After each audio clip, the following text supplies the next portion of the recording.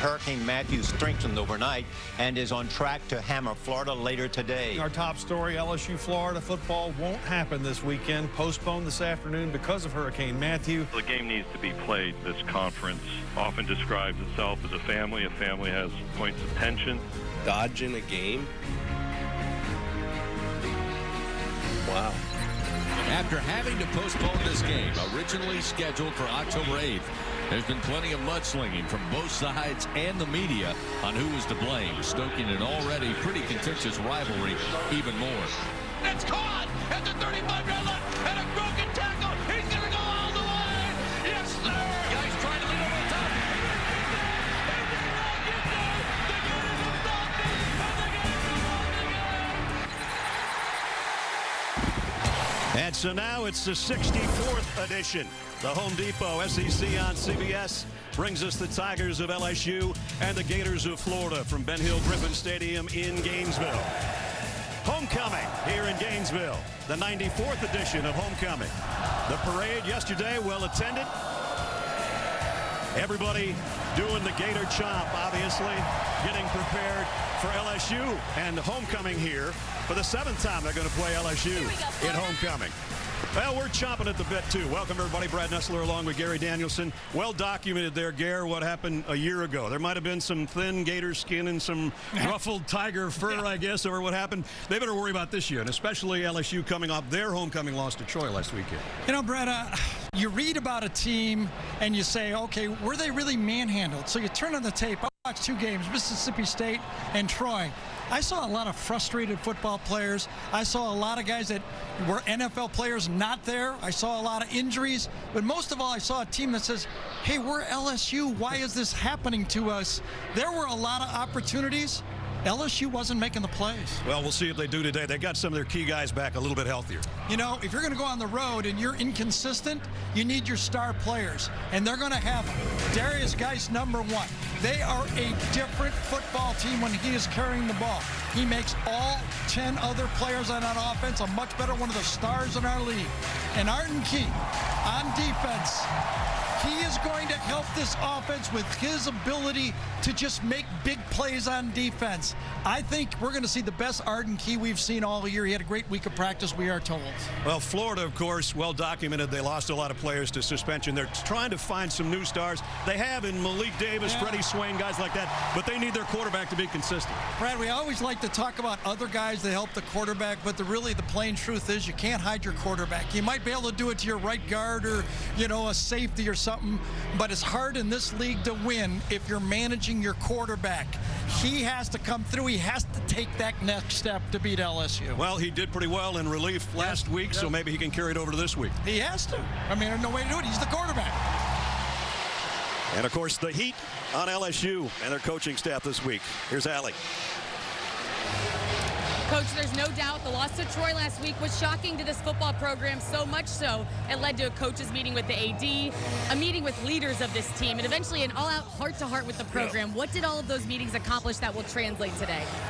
One team playing a lot closer together, leadership. Those guys are so fired up. We know this is going to be a battle. We're ready to do our best job today for the LSU Tiger family. They deserve it. You could really use a big game from Darius Guice, who is not yet 100%, and also Arden Key, who's yet to live up to his potential. What can we expect from those two today? Arden's going to go as hard as he can. We're going to spell him when he gets tired. Darius and Darryl will alternate. We're going to use him throughout the whole game. We come in guns a-blazing. And lastly, Coach, just how crucial is this win, not only for the confidence of your players, but for these LSU fans? We need it, and I want to thank our fan base for sticking with us. Go Tigers. Thanks, Coach. Thank you. As only O can do it, right? Yeah, well, let me tell you, LSU, you know, communication off the field is cool, but LSU needs to communicate on the field. They're making too many mistakes in the secondary and on the offensive line, missed assignments. Just another nice, cool October day in Gainesville. 89 feels like 100, and that's just in the booth. Feels like about 120 on the field when you're wearing pads. I live here, it doesn't feel that bad to me. So I got to say it might be an advantage for Florida if they feel this, because I feel it's normal. I don't ever think of you as normal. Cameron Gamble's got it teed up. Dre Massey is back deep for Florida. And we're underway in Gainesville. Massey's going to field it about 2 yards deep. Little hesitation and only got across to the 17-yard line. Let's take a look at the Chick-fil-A starting lineups, starting with the quarterback. And we've already talked at length about this guy who has to come through. Highly regarded at one point. LSU thought he'd be on his team. Les Miles did, at least. But now he's the redshirt freshman, Felipe Franks. Yeah, actually committed to LSU and then changed his mind. McElwain sold him at there would be a little more stability here at Florida and a better chance long term. And he's here. He has been managed. Let's be honest about that. They have played for him not to lose the game. Starts at the 17, play fake, and the throwback screen to Pirine. He's got some room in front.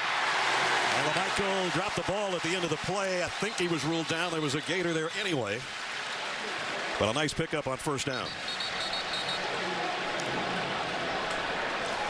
I think at the end of the play, it might have been number 49, Arden Key, that makes that play. He's playing the right defensive end. He runs it down, cut back.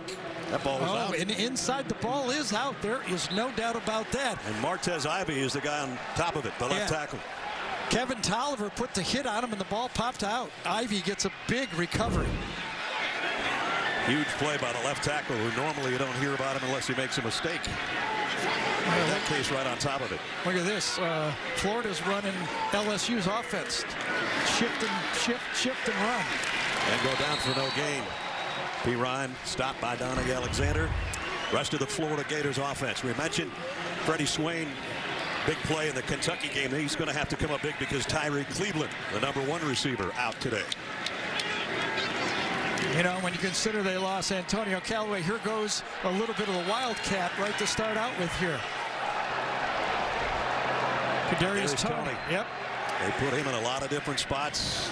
This time he's going to hand off to Davis. And Malik, tough run, good run, out to the 39-yard line. Oh, and Kadarius Toney got hit on the handoff, and he comes limping off.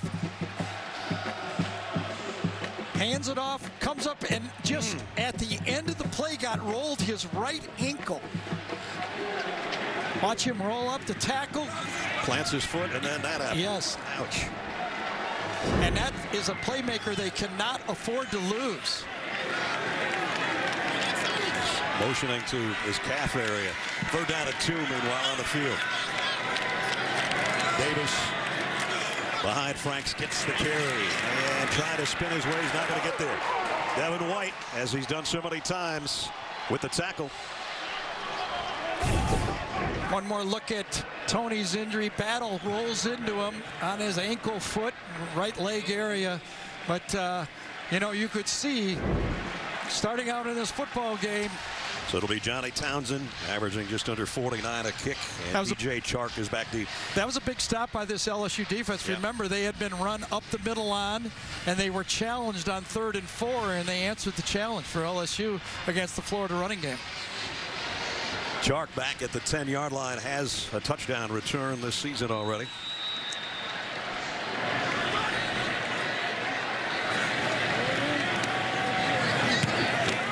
Townsend kick. Mile high. Fair catch called for and taken around the 17-yard line. No score in the first 2.5 minutes in Gainesville as we take a look at the Chick-fil-A starting lineup for LSU. Danny Etling making his 29th career start, 12 at Purdue, this being his 17th start at LSU. Yeah, 2 ends of the spectrum here. You know, Florida's got a potentially great quarterback going up, and they've got a senior here going for LSU. Here's some of the guys that he'll play with on that first snap from the 17-yard line, including, we mentioned, DJ Chark, their leading receiver, coming in, and he goes out to the top of your screen. Now there's a little bit of noise at the Swamp. 2 tight ends set. One of those, John David Moore in motion. Etling going to flare it out to Darius Guice. And Darius got about 5 for number 5. And the rest of the offense looks like this. Nice to have Guice back, and as Coach Orgeron said to Allie before, will spell him at times because neither he nor Darrell Williams is 100%. I think it's also nice to have Dobie Weathersby, number 66, the right tackle in this game.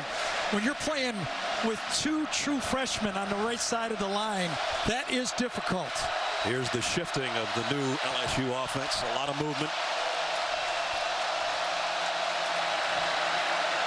And jet sweep to Derek Dillon, and Dillon got free on the corner. Nick Washington knocked him out of bounds, or he might have still been running. Yeah, good block that time from Tony Carter, one of the H-back fullbacks in this offense. Right here, watch the end of it. Every play in this offense, you have a jet sweep potential. They're either faking it when they're lined up with those tight ends, they're faking that jet sweep. He got 29 yards to get it into Gator territory. It's funny, Florida barely moves with all this shift in motion. Just the linebackers shift around. The down four guys never move. They get it to Chark on a sweep. And he got positive yardage. Picks up close to 8. That is interesting. Do you think that Matt Canada was saying something, saving something for Florida? Because the first thing Randy Shannon told us about Chark coming in motion is he has not run a jet sweep, and we do not think they're going to give it. Remember that? He said we don't think he'll give it to him. And Randy also said when you want to figure out where the play's going, just follow the tight end. Yep. Problem is they always have two tight ends. There goes one of them. That's John David Moore who sets up, and now Chark coming back the other way. Second down and 2. Straight run this time, and breaking into the secondary is Williams, and he's got a first down. Well, I'll tell you, this offensive line that caught so much havoc, so much talk radio in Baton Rouge and all over the state of Louisiana, is carving out some nice runs. And again, when I watched the tape, there were plays that worked. I mean, I don't blame, you know, Ed Orgeron just saying, hey, come on, we got 2 freshmen in the game. Let's simplify things a little bit. If we can't block Troy, how good of a team are we? And I think it was good him challenging the team. They just made too many mistakes. Right now they're blocking Florida pretty well. Yep. Williams sets up on a wing. Guice is a tailback. Blitz is coming. They pick it up, and that got a wide open man and overshot it. Jeez. And that's the story of LSU this season. I mean, how can it be play calling? How can it be shift in motion being bad when you scheme a play like that and no one covers them? Your quarterback, especially a 6th-year quarterback, has to make that play. And you know Matt Canada is pounding his head over there in the booth right now. Well, and a bunch of other Tiger fans should be. and I believe personally, get off the fact that it's too much shift in motion. I think if you look at their penalties in the last game, of the 11 penalties, 9 of them were when they did not shift their motion. And now they're going to take a timeout. That's a tough one. If you're a quarterback walking over to the sideline, you know you've been scheming that all week, and you missed an easy one. It was there, and it would have been a touchdown. 2:21 remaining in the quarter. LSU will talk it over. Welcome back to Gainesville. We have yet to see a score with just a little over 2 minutes left in the first quarter. Guys, a quick update on Florida's Chauncey Gardner. He has a right ankle injury. He was on the trainer's table, and the trainers moved quickly. They untaped him, retaped the ankle, put his shoe back on, and taped it again over top of the shoe.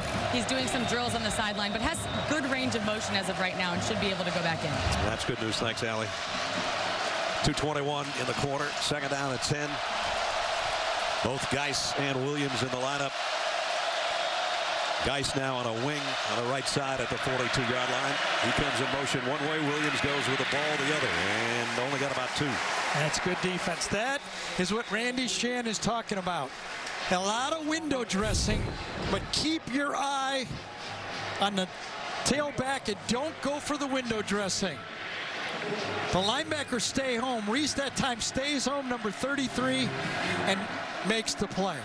Little help that time from Rashawn Joseph, number 11, but that's good inside linebacker play. David Reese been the lead tackler 4 straight games for the Gators in their 3-1 start to the season. This is the time that Gator front four needs to dominate. It has been a weakness for LSU pass blocking. Can they make a play? 3rd down and 8. Etling, here comes the heat. Yep, that's what you got to do. One hopper, and now a flag comes in late. Drake Davis was the intended receiver. Duke Dawson held him, didn't he? See, when you're out there by yourself, you don't know a good pass rush is coming. Right. He didn't need to hold, that's for sure. No, well, you don't know that. Holding, defense, number 7. That's a 10-yard penalty, automatic, first down. Well, he held early, and whether he held late, it doesn't matter because he grabbed the jersey early, and that time you don't have to sack the quarterback every time, but they sure affected the quarterback that time with that pass rush. So the Gators bailed out the Tigers on a 3rd down and 8 on this play. This is what it looks like. You're ready to throw in. A lot of blues headed your way. So first down by penalty at the 30-yard line.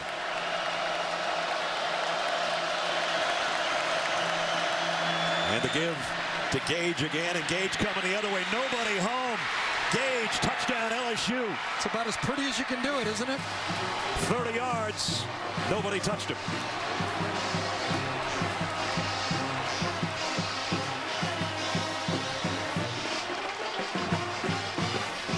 Timed out beautifully. Last time they did the jet sweep motion. This time they hand it off. Nice block by Romero, number 84 that time. DJ Chalk takes his man out because Florida was playing man-to-man coverage. They had to follow him, walk into the end zone. Connor Culp for the point after. And it makes it 7-0. LSU Tigers on the road. Good looking drive. They did a lot of different things. They got a freebie by penalty, but they went 86 yards in 11 plays. Well, a good looking drive by LSU. 86 yards in 11 plays. There was a penalty on 3rd down and 8 that kept the drive alive, and then Russell Gage just cruising from 30 yards out to make it 7-0. Misdirection runs. Those are tough to stop if you do them well. That was great ball handling. Happiest guy in the house is Danny Etling after missing the big throw for a touchdown. So Florida will work from the 25-yard line. We'll have to say that Russell Gage has to be feeling good. He had a couple key drops last week against Troy that really hurt the football team. Probably, Troy gets out ahead. If he catches a couple of them, might not have been able to get that lead. Here's Kadarius Toney again, taking the snap as the quarterback keeps it, going left for about 4, maybe 5. 7-0 LSU on the road with a lead.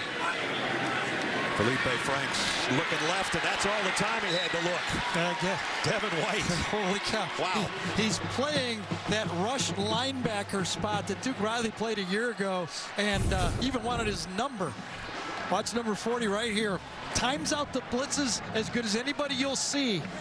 And that's way too easy. Yeah. That's a bust-a-rama for the Florida team. Duke Riley came and talked to the team this week. He wore that 40 last year, and it was Deion Jones the year before. Those guys both played for the Falcons, who have a bye week. So he came in and talked to the defense. That number 40 fired up. Franks this time has all day to throw. And finds a man. Going to be Hammond. And not quite a first down. Maybe they gave it to him. We'll wait and see. I think LSU thought this was going to be a screen pass. They were playing screen. The coverage was funny on the play. The linemen were sort of out there, and so was Malik Davis. Again, a really risky 4th and short. I mean, you really, you got going to have a end of corner to decide, but would you really risk it here? Not me. It's the end of the quarter. 7-0 LSU. We'll return to Gainesville after this message and a word from your local station. Set to start the second quarter with a punt from Johnny Townsend. LSU with a touchdown lead. That's DJ Chark back deep. And he has to backpedal. Nice kick. Fields it at the 5-yard line, and now he's in some trouble. Gets out maybe to the 6. Great kick, great coverage, and LSU has to start in a hole with their offense at the beginning here of the second quarter. Meanwhile, back on the field, it's LSU deep in their own territory. First down at the 7. Williams. And he's tough. He's a load. Yep, out to the 12. You know, 4, 5, 6 yards. Last week, Vanderbilt really didn't test the Florida team running the ball. They threw. I mean, they kind of exposed some weaknesses in the passing game. But LSU is being LSU in this game so far. A little bit of everything. Trying to keep this Florida defense off balance, and I think they have succeeded in that. There you see, closing in on 100 yards on the ground already.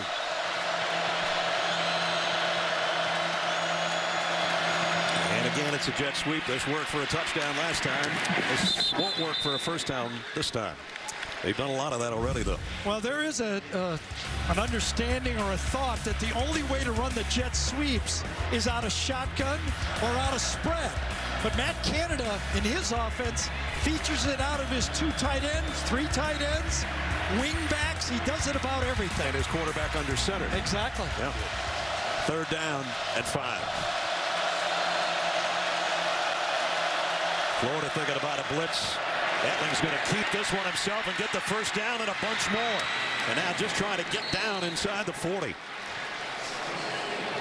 Brad, this was actually a design to run this play. All the way. Watch the pull around. This is a keeper all the way for the quarterback. Follows the running back. Williams, this was all designed, and this was the last time Randy Shannon blitzed on 3rd and medium, and this time they go with the running play. Fake it to Gage this time, and Guice. You're right, he doesn't look like Darius Guice right now. When I watched Darius Guice run, when he was making a run at the SEC last year, he would spin and violently run forward. And, you know, I'm not comparing him to Walter Playton, but he had that viciousness, the way he ran. He'd set the ball forward. He just doesn't look like the same guy we saw last year, and Will Clapp comes in after one play. That little Sam Weish muddle huddle right there.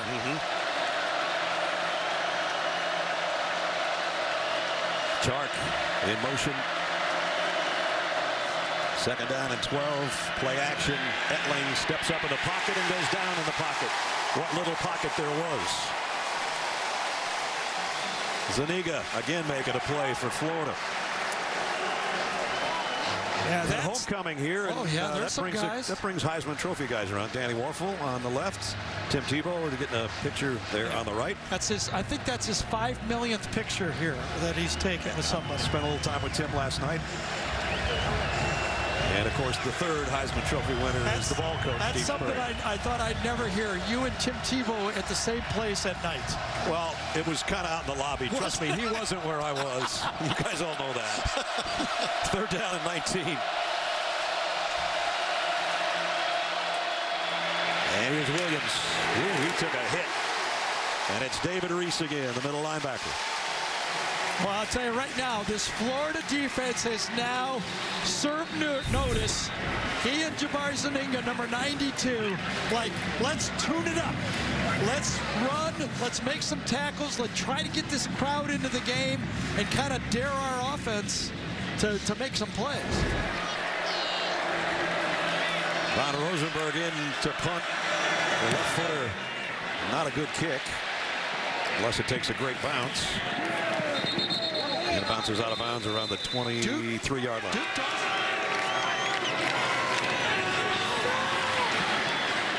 Fires on the sideline, got a man, and a first down to Brandon Powell. So that worked well and a good throw. There's only one way to throw a deep ball like this, and that is great protection up front. A lot of love has been coming to this offensive line in the run game, but look at that protection and that pocket for Franks to step into and make the throw. Allowed Brandon Powell to get way deep into the secondary and get open. It's got to give number 13 a little bit of confidence. Or how about the guy calling plays with that offensive line doing that? No doubt. And here's another tough run. You know, we talked to Doug Nussmeier, the offensive coordinator, yesterday, and we talked about Felipe, and he said it's the procedural communication that he's got to work. That's his terminology. We're going to let Gary take over about what the thought process that goes through this kid's head on every play. And it's one of the most misunderstood things about playing quarterback. If you watched Luke Del Rio do it last week, part of playing quarterback is getting your team up and moving and get the play called, communicating, make sure you're in the right formation, and then go through your reads. But at the same time, know that that clock is going down and down. And this helps when you got a big run from your tailback, P-Ryan.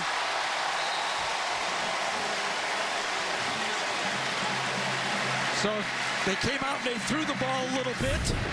And when you can throw the ball a little bit, you can start doing other things. Nice job that time by Brett Heggie, number 61, coming out and taking the point of attack. But now the no huddle is something I think Felipe Franks is pretty comfortable in too, Brad. Is he did that in high school. He's not used to huddling a lot, still learning that part of it. But you can see a couple of good plays, gets it going. Here's another one. Another 9-yard pickup by P-Ryan. The number one thing that Doug Nussmeier wanted Felipe to do is, after he threw it or after he hands off the ball, let it go. Look to the sideline, get the play, collect your thoughts, go over down and distance, understand the situations, understand the play clock. After you get there, now when you get up, communicate to your players. Now you still got plenty of time. And now you to comfortably snap the ball. And give it to Malik Davis, who breaks free as he did a week ago. Into the secondary, it's 1st and goal, Florida. Everyone is so much more comfortable when the quarterback is comfortable. 25-yard gain that time. Well, he went that time right at Jawan Taylor, number 65. When you talk to the coaches for LSU, they circled him as one of the best tackles they've seen on tape in all of the SEC. 1st and goal for the Gators at the LSU 7. Straight ahead to the 5. And the Verizon Red Drone for Florida this year, 9 for 9, 7 touchdowns. And again, now Felipe doing his job, looking to the sideline and going through what Gary's been talking about.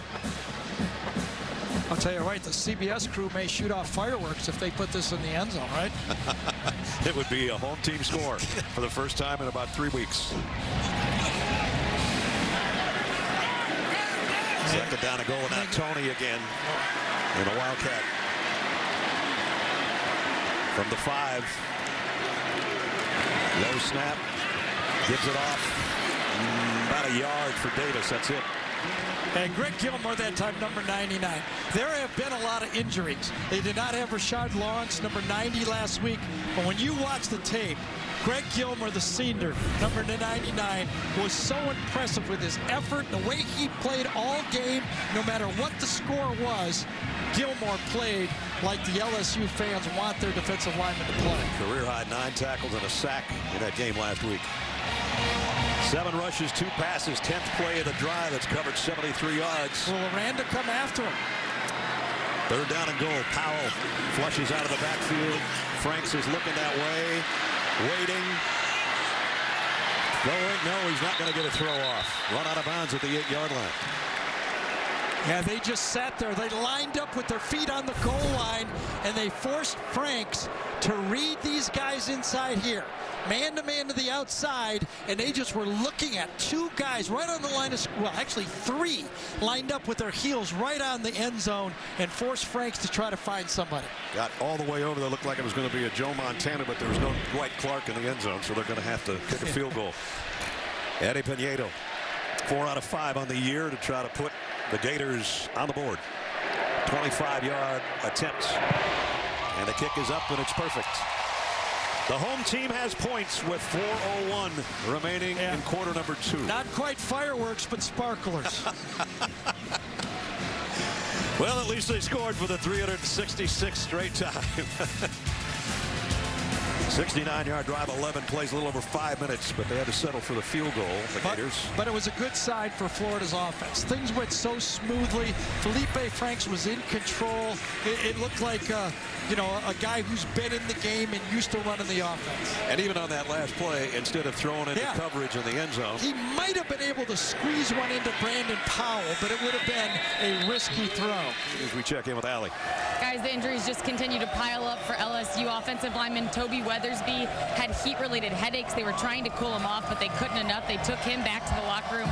Also, KJ Malone, who we talked about his left knee injury earlier, it's a knee strain, and he's questionable. John Battle also struggling. All right, Allie, thanks. So as Guice only got about 1.5 yards, so we got Sadiq Charles, who picked up the penalty, and now the right tackle's a true freshman, too. Well, I mean, think about that. After Allie's report, without Weathersby, who was out last week, that means LSU's playing this football game on the road against an elite defensive line for Florida with three true freshmen. Yeah. And the last two penalties by 76 and 77, both true freshmen. Second down and 14. Fans getting into it right now for their defense.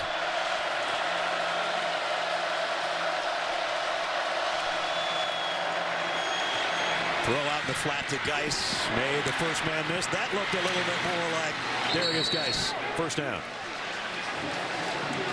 Well, I tell you, he is special, and when he gets healthy, it makes this offense from making first downs to potentially making big plays. Nice sidearmer at time coming out by Danny Etling. I mean, he put the brakes on. It was going in the other direction in a split second. It got 15 yards. Beautiful. LSU is down to 1 timeout as we're under the 3-minute mark. Again, the 2 tight ends shift to the left.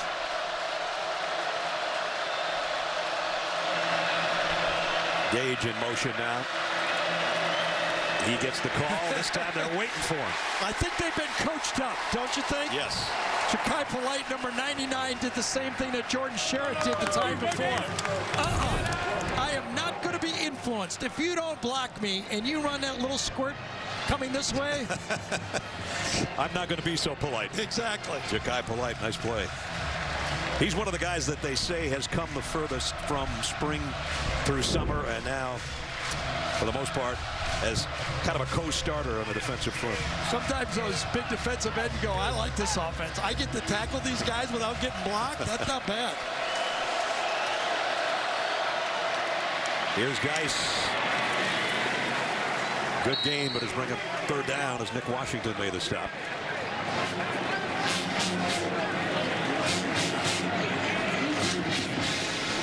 Biggest 3rd down coming up for both teams at this point. 3rd and 6 right at the 40.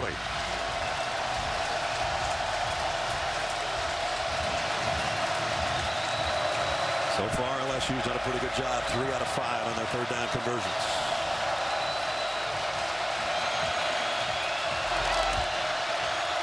Guice with Etling in the backfield. Moreau, the tight end, motions. Etling throws over the middle to Maroney, breaks free. First down, holding on to the ball with both hands all the way down to the 39-yard line. Well, that's the second time Matt Canada, in 3rd and medium, anticipated a blitz. He gets it again this way, calls the perfect play. Remember last time it was a quarterback run. This time tight end delay. Matt Canada is calling, and it's like he's in the head of Randy Shannon, the defensive coordinator. He's calling the right plays at the right time. Watch Foster Moreau put both hands around that football. He had a career-high 41 yards receiving and a couple of touchdowns last week. He got 21 right there and a big first down. First down LSU at the Florida 24. Guice empties the backfield. And Etling looking to throw to the left side and almost jumped the route. And that would have been a Duke Dawson touchdown if he could have held it. One of the things that Matt Canada said is if our quarterback double hitches, a lot of bad things happen. See how he double hitched right there? That's when he gets worried. Okay, that's a 6, maybe an inch away from a pick 6. He said, we get worried when Danny hitches in the pocket. When he throws on timing, he's fine. But he doubled, almost triple hitch there, and that was dangerous. Down to 39 seconds. Gage in motion, and now backs into the slot. They moved again, didn't they? Here's Etling. He's going to keep it. Gets out at the 21. I don't see a flag. It should have been. Shadrick Charles puckers again. The left tackle. 80,000 people saw it, but 8 officials didn't. There it is. Now remember, LSU gets the ball to start the second half. They can afford to be conservative here. Their field goal kickers are a little iffy. Well, that's the most dangerous part, the field goal. Chark in motion. The snap at 2. Etling throws, almost intercepted by Dawson again. Man, Danny Etling. That ball should have gone right to Williams right away. The running back. Watch Williams. That's an easy pitch, maybe a first down. They're waiting for a screen over the middle, and it takes forever for Etling to find the screener. He almost threw it. That ball has to be thrown between the hashes. And so that brings out the field goal unit. Connor Culp is 1 out of 2 this year. 45 is his longest. This will be from 38 yards. And it's perfect. No problem for him. And that tacks on 3 more. Tigers, who were coming off the disaster at home last week, looking pretty darn good here on the road at the Swamp.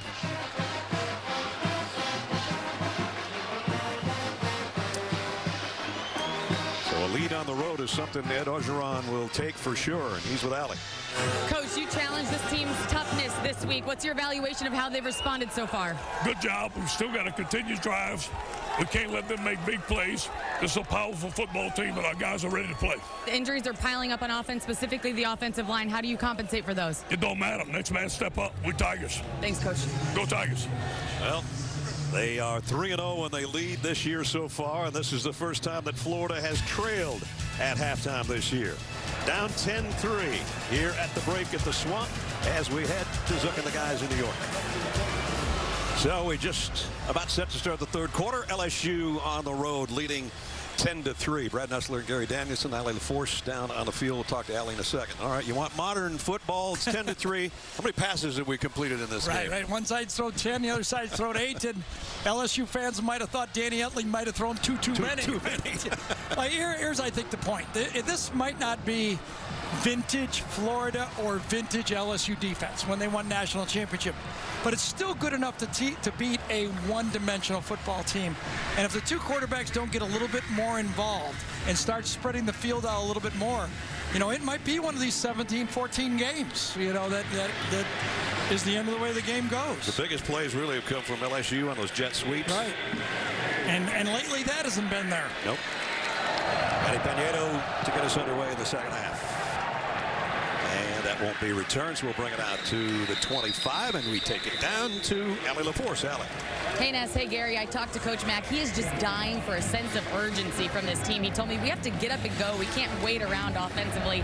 He wants to see them play a little bit more up-tempo and have that passion. He also told us that Nick Washington is out for the game with a shoulder injury, and we do have an update on Patrick Stevens, who we saw carted off in the first half. He's out for the game. He got an x-ray done. His whole leg is immobilized, and his family's with him in the locker room right now. Oh, that's tough. Thanks, Allie. I wish Stevens a healthy return. Looks like it's going to be a while, though. So we open the third quarter with LSU at its own 25-yard line. Darius Guice, the single setback. He'll get the stretch call on the right side. And Darius, good gain. Got about 7. He showed flashes of the Darius Guice that we know and love at times in the first half. Yeah, just a bit. When he's on the open field, he can make guys still miss, but he doesn't plant that foot and go like you're used to seeing him, you know, a year ago. A year ago, he had almost 1,400 yards and 15 touchdowns for the Tigers. Got 6 on that play. Second down and 4. They'll try him again, and this time puts his head down and powers his way for 5 and a first down. The trends of the game is just about, if you watch the first half, you know it. It's been place selection for both teams. One note, Florida's only run 25 plays in the first half of this game. They did score to keep the streak alive, but I think this is an interesting stat right here. The running backs have not been providing the punch. It's been the jet sweeps, as Brad talked about. From the 36, play action, Etling loads and goes deep. And he's got Chark out there, but he's also got a Florida defender out there who's got the ball. Simultaneous. Chark tangled up with Duke Dawson as they've been most of the day. And it is simultaneous. LSU. Yes. Simultaneous will go to the offense. And I think Chark got in there late. I think Duke Dawson had it for a second. And then he pulled it away, is what I think. Watch Dawson. Rolling on the field, it was joint possession. First down, LSU. And I think that's the right call. They both have the football. 4 hands on the football. Guice puts his head down, takes David Reese with him to about the 2-yard line, maybe the 3. Well, remember the last year when Florida had the goal line stand. And Guice went the wrong way. Yeah, it was Darius Guice that was in the game. And this was a game that, you know, got Florida into the SEC championship. Remember this? 4th and goal. He had it outside. It's a toss to the left. And Darius Guice gets confused and goes to the right. Let's see which way he goes here. To the left, to the 1. 3rd and goal.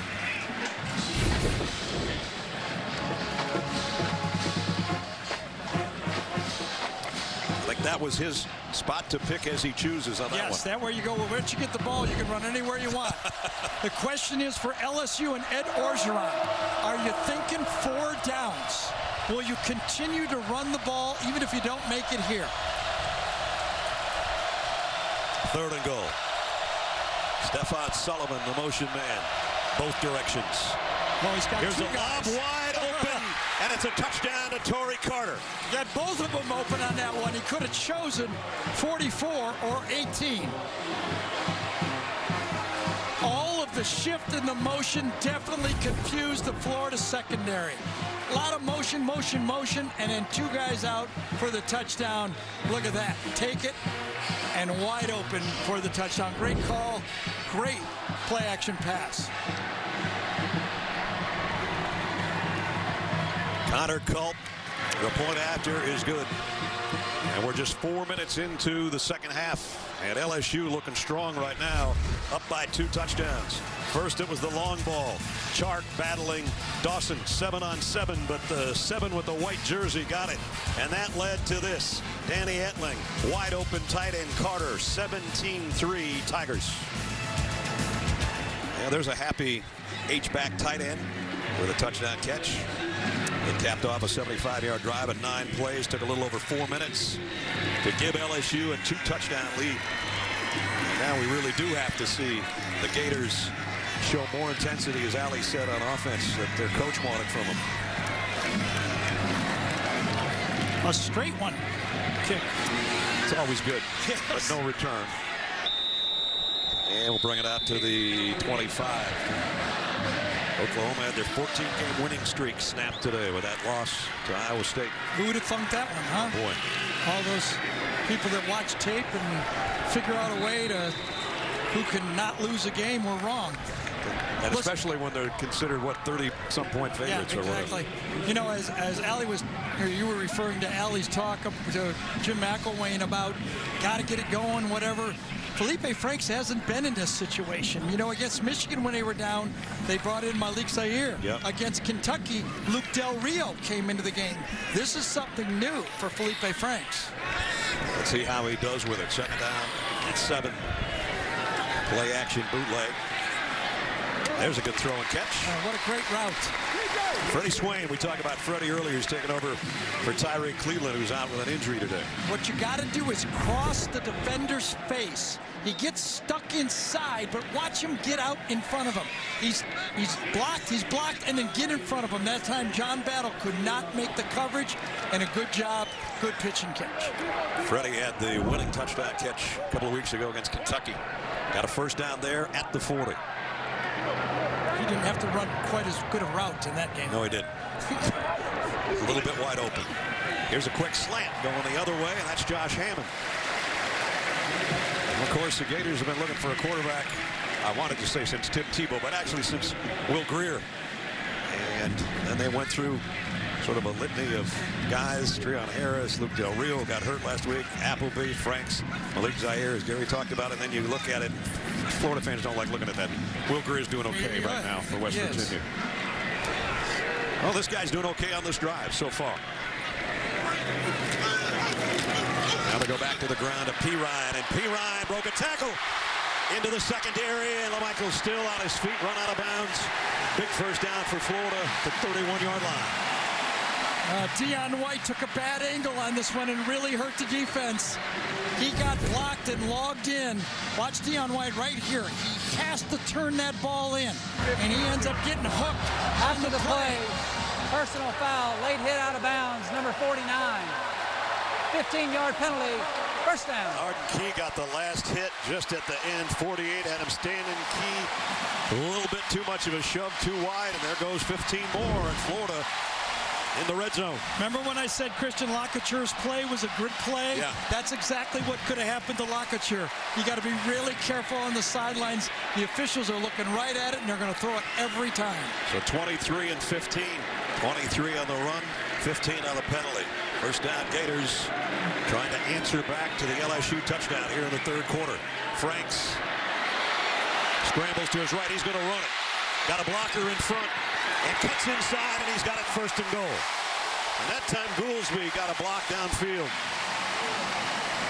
Tell you, he's got a lot of natural talent, does Felipe Franks. Big arm, great height, not bad wheels, and good smarts not to take the hit. Goolsby gets a good block to keep him from getting hit, but smartly he dives out of bounds. So it's first and goal for the Gators just inside the LSU 4. Pirine behind Franks. Everybody shifts to the right side. And they go the other way.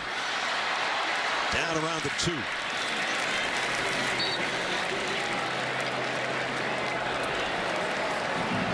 Last time Florida scored a touchdown down on this end was the last play of the Tennessee game. R.J. Raymond, number 45, comes in at the wingback that time, and C.C. Jefferson, number 96, is playing left tight end. So they've got some beef in there. Second and goal. Pirine, both hands around the ball and into the end zone. Touchdown, Florida.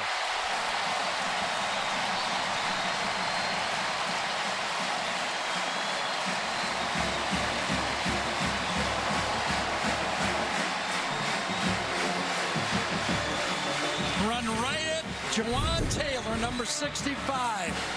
A big tackle right here. He just, well, actually they get a triple team on the play, and then Pirine runs right through the tackle and gets into the end zone.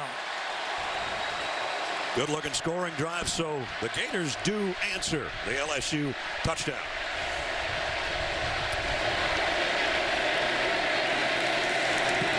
Pinedo's extra point is good. And we're down to a touchdown lead for LSU.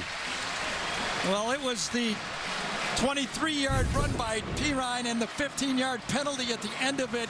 Good blocking by Ciante Lewis on the edge. Pirine gets as much as he can, but the 15 yards were huge. He had 3 scoring runs a week ago. He just tacked on a big one right there to make it 17-10. Pinedo set to kick. Clyde Edwards-Helaire, one of the deep guys, and they won't touch this one. Bring it out to the 25. Darrell Williams behind Danny Etling. Gage, the motion man, both directions. 3 times, and they give it to him the 3rd time. A stiff arm, spins his way out around the 29-yard line. I would really be curious on how you call that motion in the huddle. Zing-zang, back and forth on 3. Zing-zang, zingy. Yes. On the 3rd one, it's a zinging. Zing, a zang. And here comes the zingy. And a zingy handoff. There it is. It takes like an extra hour of practice to get that thing down. And it took about 10 seconds to run it, too. And he got 5 yards, though. You can only run that play at 1st down after a timeout. Right. You don't have enough time to call it. 2nd down and 5. This time they fake it to him, and Etling keeps it. And he only got a couple. Boy, you can really feel how important of a football game this is for LSU. They are willing to run their quarterback, even though they know they've got a true freshman, Miles Brennan, behind him, who Ed Orgeron told us last night is not ready to play on this type of a game. 3rd down. There he is, Brennan, the freshman. You can tell he's young just by looking at him. Yes, he wears the flat brim, too, right? Yeah. That's how you know. We don't usually do that. You and I have talking about. All right, here we go. Now they've been great on 3rd down. How good are they going to be on 3rd and 4? Trips to the right side. They bring D. Anderson back down to the bottom. Etling flushed from the pocket. Running out of real estate. Well, great effort. He went for it, lost his helmet in the process. You know, none of the receivers for LSU gave him an open target. They just kept standing there. Well, he sold out as much as he could. I don't know if he got the 1st down, but I think his knee is going to be down short of this. Was his knee down? Not yet. Yes, it is. Now you got to challenge the spot. Do you look at the spot? When was his knee down? Wow. That's pretty close, isn't it? After review, the ball was short of the line to gain. Therefore, it will be 4th at the 34.5-yard line. 4.5 yards. Second time it's been a half-yard difference. Again, remember, without the ball being kicked out of the end zone and the replay official knowing exactly he has to get to the 35-yard line, he's able to use the yard line as the goal line, and it's an easier overturn. So instead of a 1st down, it's a punt upcoming, and that means Brandon Powell drops back for Florida at his own 25. Zach Von Rosenberg to punt.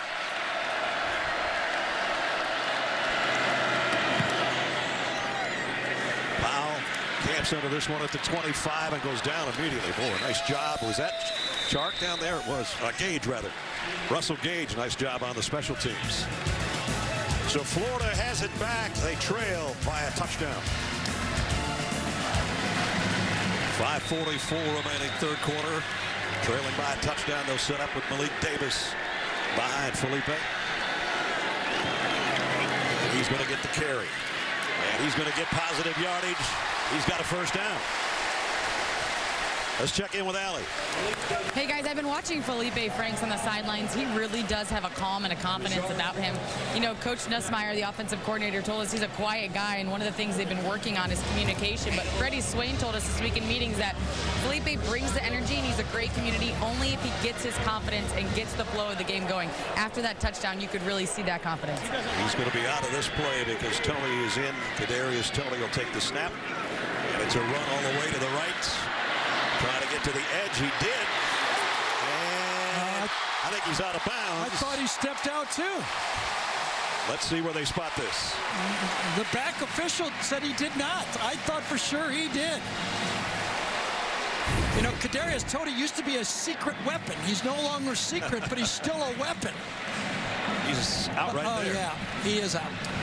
And I said 1st down. I don't think he got the 1st down No, either, I think much that less was the about rest of it. an 8-yard play is what it was. That's going to come back. And he was shaken up, trying to tightrope that sideline. Remember, he went out earlier when he kind of got rolled up on. Well, I'm surprised this is not being stopped by the replay official and at least looked at it. Holy cow. Whoa, okay. There's Davis.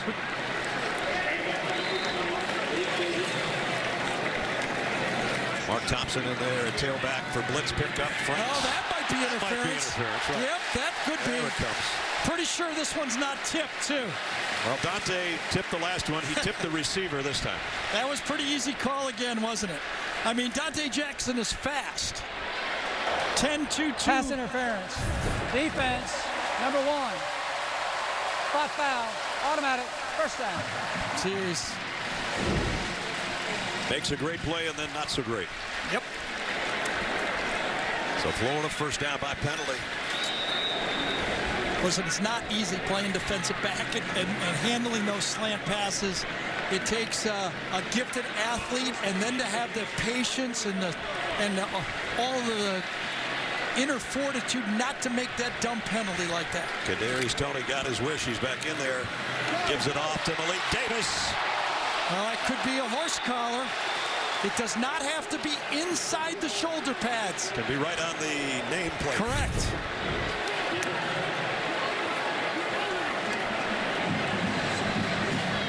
He got the right shoulder pad, the left shoulder pad. Yeah, he was outside the frame of the body. They're going to get away with that. That's a good tackle. That's a good no call. 8-yard pickup, though. Second down and 2. Boy, has the Wildcat worked well for Florida here today, keeping this LSU team off balance. Now it's back to straight ahead with Davis. Malik Davis got the corner. Davis inside the 10, still going down to the 5. It's first and goal, Florida.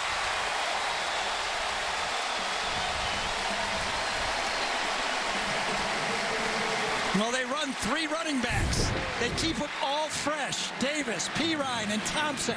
And you can see the skill that Malik Davis brings to this team, especially when he's fresh late in the football game. He had 21 rush attempts against Kentucky. He had 17 more last week for $124. He got a 21-yard run there to the 5. First and goal. They'll try him again. Right in the middle of the pile. And powering his way down inside the 2, I think. Grant Delpit, safety, made the stop. And, you know, he's a wisp of a player. I mean, you know, when you say powering, and powering against this LSU front, very impressive for a first-year freshman football player. I actually think Devon White, number 40, is the guy that made the play. He was being blocked and just kind of threw his back into it. This will be a quarterback. Well, they're going to give it off easy. Walk in for Pirine, his second of the day. That play was well coached. A quick snap, no delay. Caught him flat-footed.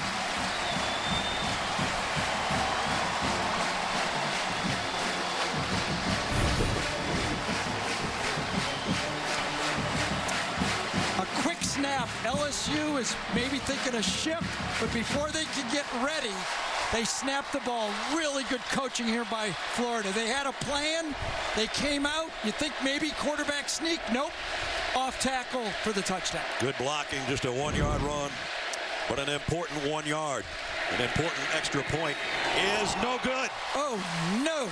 The snap and the hold were both a little bit off. This one's not going to be Pinedo's fault, I don't think. Yeah, Townsend right away turns around and says that wasn't clean. It's always something, isn't it? Yep. Yeah, the ball was still spinning when he tried to kick it. Snap wasn't terrible, but it was still spinning, as Gary said. It looked like it came off his finger as he was spinning the ball. Sometimes you worry too much about where the laces are. We got a ball game, though. Pirine from a yard out, 17-16.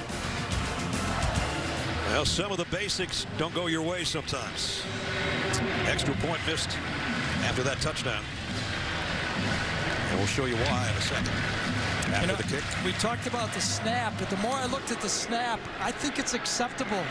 You know, if you can catch it and stayed in the air, I think Johnny Townsend, when he spun the ball, it came off his finger and fell forward. Watch this. Decent snap. That's good enough. Not perfect, but good enough. But watch when it's spun, it falls forward before it can be kicked.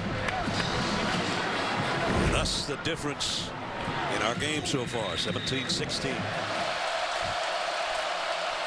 Here's the sweep again, and this is Chark, and he's got open field. Oh, he got taken out of the open field by Chauncey Gardner. One of the things that Randy Shannon talked to us of a worry about Chauncey Gardner is he felt he was missing tackles late in games because he was tired. He said he's a good tackler, but when he gets fatigued, he misses tackles. Well, with the injury now in the secondary to Nick Washington, he can't afford to rest him anymore. They're going to let the quarter end. End of 3. LSU on the road, a 1-point lead. We'll return to Gainesville after this message and a word from your local station.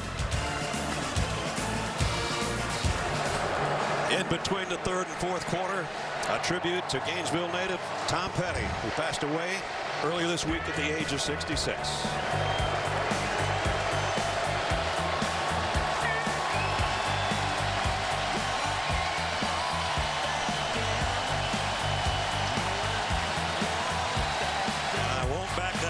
Famous songs. The head of the Heartbreakers left a lot of people heartbroken this week, passing away way too soon. Who's going to back down to the fourth quarter? But ready to find out. That was a great tribute. I got to say, the crowd, the fans really came through there. Edling's going to run it again out to the 30. He's had some pretty successful runs that we chronicled a little bit earlier. John David Moore goes off, shake it up.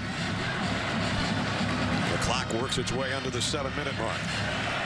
How about that move by Randy Shannon, playing his young players in practice so they'd be ready? It pays off because late in the game, he has to play Sean Davis, and he was getting plenty of snaps in practice. Darius Guice, the single setback on 2nd and 3. Gets the call. And gets the first down and then keeps on going. Strong run by Darius Guice. I'm telling you, both these teams right now know it's a war. They know that one good drive could win this football game. That's a man run right there. You bet it. That's a man football game going on right here in the trenches. This has become a game of who can hit harder.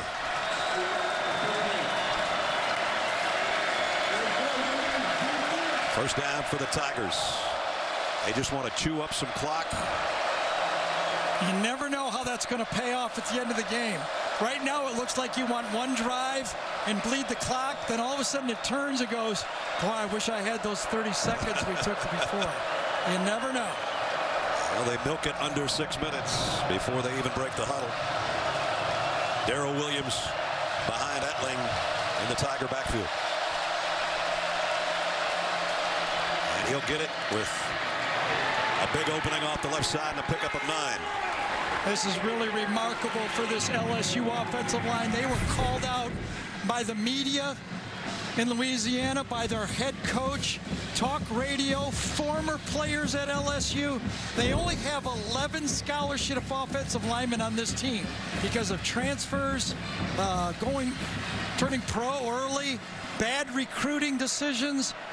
Usually a team will have 15 or 16 scholarship offensive linemen. That's why in this game they've been using 3 true freshman offensive linemen. They're growing up little by little. There'll be 5 minutes to go when we run this play. And it's Williams again, and he's got the first down. With Chauncey Gardner sticking his nose right in there from the safety position. Those safeties for Florida do not believe that LSU is going to run a play-action pass. Now they're sniffing up there. They're almost playing extra linebackers. They line up deep, but there's Chauncey right in the hole, followed by Brad Stewart, number 2, another young true freshman in the game.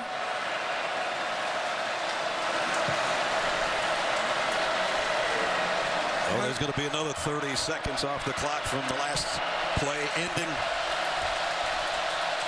Gardner's right there in the box. Jet sweep. Florida waiting for it this time. And that's who made the play. They've run it 5 times. They've chewed up 3 minutes. Started with 7:22 on the clock at their own 23. Now they got it 2nd and 9. Just remember this, the right side of that LSU line. Two true freshmen playing high school ball a year ago. Williams met in the hole by who else? Chauncey Gardner again. Yeah, you almost, do you have the guts on first down? If LSU can make one more first down, do they have the guts to go play action pass? Because it's almost goal line defense now for Florida. They don't believe they're going to throw the ball on first down or second down. And we'll find out about third down. It's third. True. Third down and 10. Third and 11, actually. All right, LSU, you're going to put the ball in the air or not? Third and 11.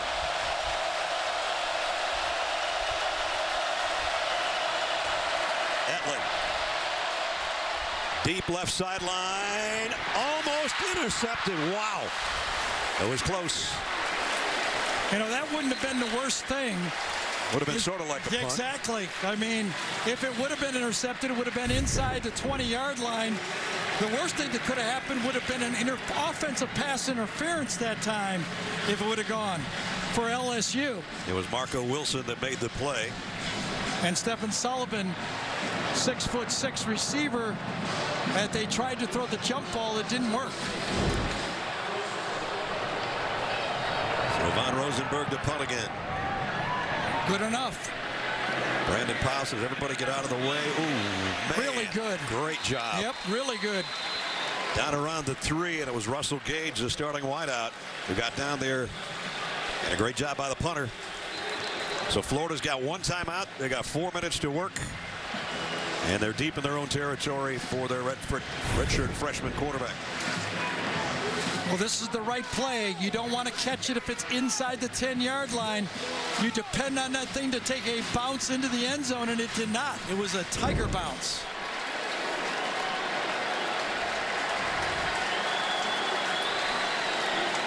Florida at its own 4.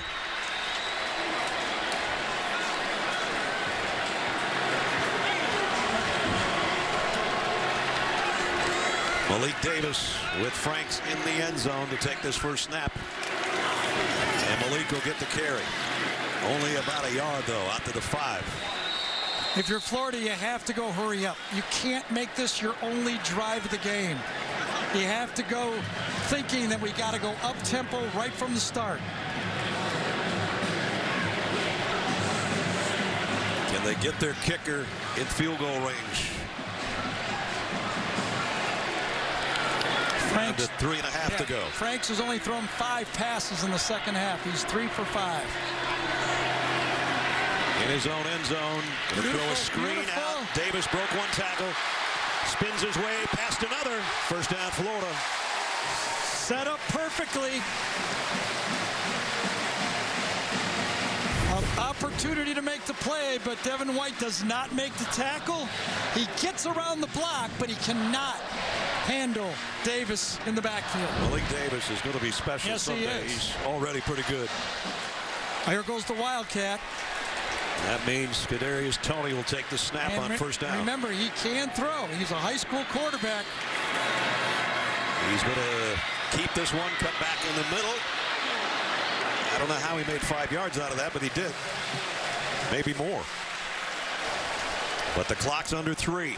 Florida with one timeout. Well, the game is set now for Florida. It's 4-down territory right now. They cannot punt that ball away. Every call that they make, they have to be with the understanding they got 4 downs to make a first down.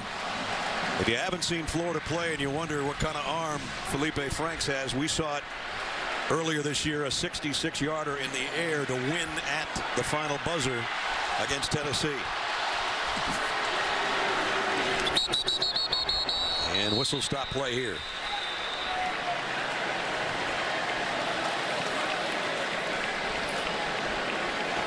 Before the snap, false start, offense, number 65. 5-yard penalty, second down. Jawan Taylor, the right tackle, with the false start. The crowd was getting impatient, and I think Jawan Taylor was getting impatient.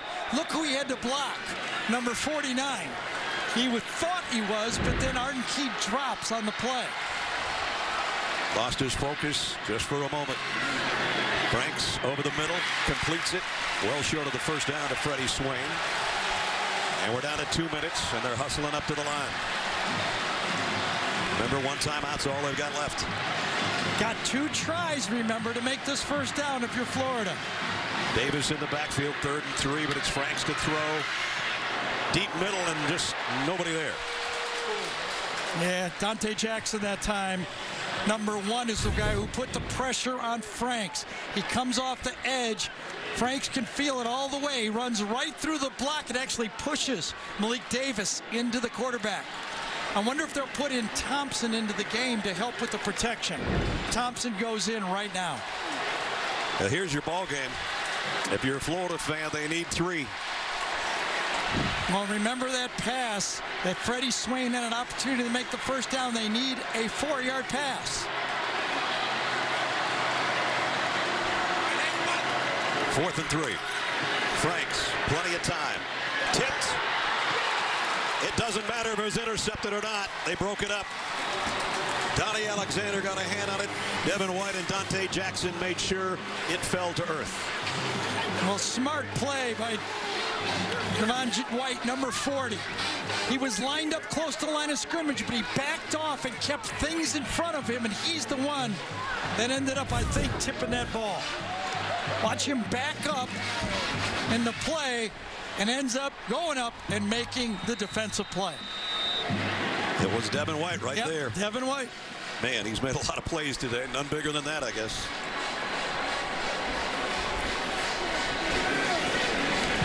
And it's not going to be a great homecoming for some of the parties around Gainesville tonight because the Gators are going to drop one at home. Wow, I'm surprised they don't just kneel down. And Guice going to get dropped for a 3-yard loss. You know, that exchange was dangerous. There was penetration by that Florida defensive line. Why are they not just in a victory formation? They have 1 timeout. They would have to do something. They cannot run out the whole clock. But look how close that came. And we've kind of counted during the break.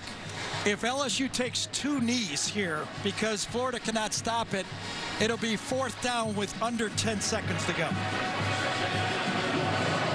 They should not hand the ball off again. They do anyway. And Guice dances in the hole, spins his way down to the 20, just trying to find the You turf. could make an argument if you're Florida to let them score. It would be an 8-point game. At least you have a chance to tie the game. I mean, if I'm Florida, I go score. Please run it one more time. It's our only chance. Edling looking to the sideline, using as much clock as possible. It's going to be well under a minute.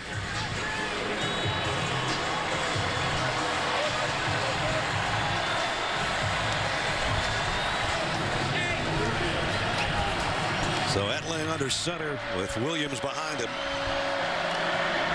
And Williams goes straight on, and Florida doesn't give him a score that Gary talked about.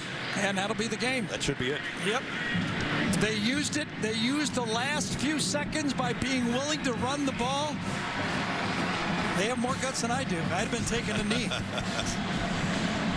Hey, Ed Orgeron called out his team, told everybody we were going to play Tiger football, and I think they played tough physical football play this week against Florida.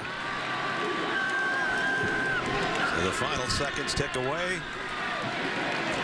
LSU is going to go to 4-2, 1-1 in the conference. Florida, their first loss in SEC play, and they'll drop to 4-1.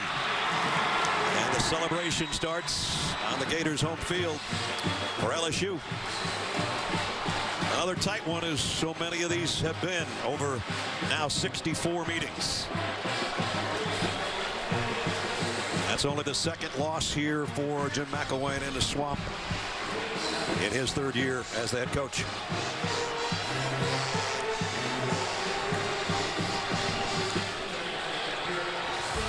Final score, LSU 17, Florida 16. We'll see you next week somewhere. It'll be fun, just like this one, I guarantee you. For Gary Danielson and Allie LaForce, Brad Nessler saying so long from the Swamp. Final score 17-16. College football postgame show powered by Ram is up next right after these messages.